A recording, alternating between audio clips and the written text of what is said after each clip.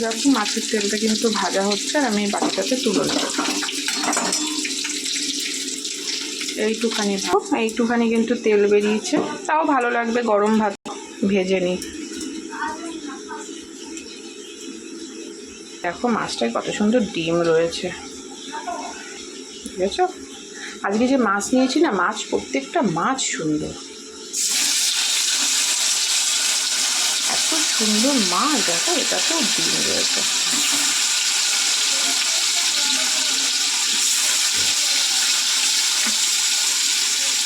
খুব সুন্দর মাছ গো বন্ধুরা, খুব সুন্দর করে ভাজা হয়ে গেছে। এবারে আমি তুলে নেবো। দেখো পেটের মধ্যে ডিম, দেখো বন্ধুরা কি সুন্দর ডিম মাছ। ও একটু কালো জিরে দিয়ে দেবো, এটা দিয়ে দেবো। তো দেখো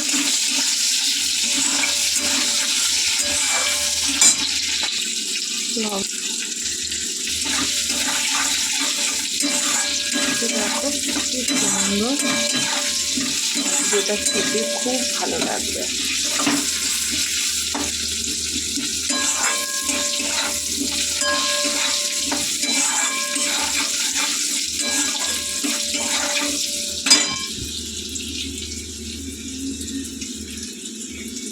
এইবারে জল দিয়ে দেবো।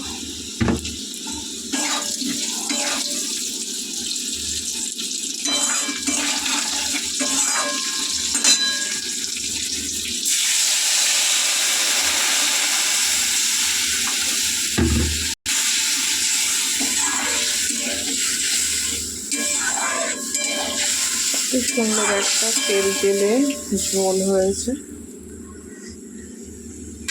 বেশি ভালো লাগছে মাছটা দেখতে,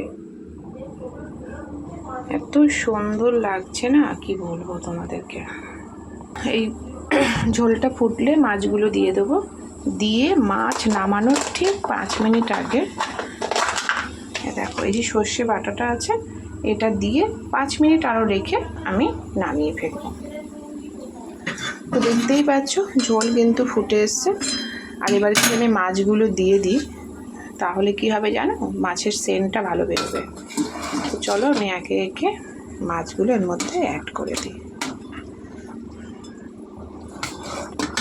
যত ঝোলে মাছ ফুটবে তত কিন্তু ঝোলে মাছের ঝোলে মাছের গন্ধ না হলে ভালো লাগে বলো? দেখো এই একটা ডিম আলা মাছ,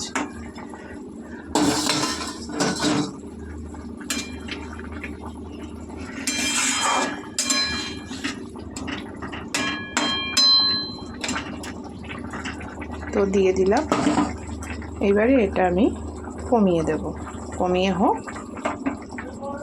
তো এটা হোক, এটা সময় লাগবে, আলু সেদ্ধ হবে, তারপরে আমি নামানোর সময় কিন্তু সর্ষে বাটা দিয়ে আর একটু ফুটিয়ে নামিয়ে ফেলবো। তো চলো দেখা যাক।